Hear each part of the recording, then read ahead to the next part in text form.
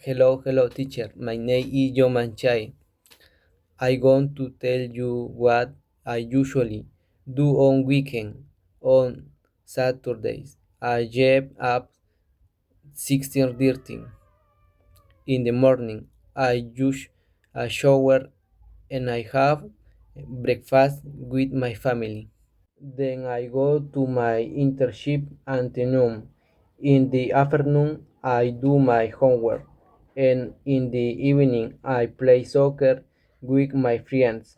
In my neighborhood, there's a small soccer field in next to the park. In there are some shops across the street where we buy drinks. On Sundays, I get up a little later, clean my room, and I have lunch with my family.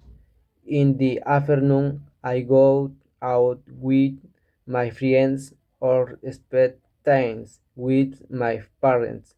In the evening, I have dinner, relax, and I go to bed at 10:30.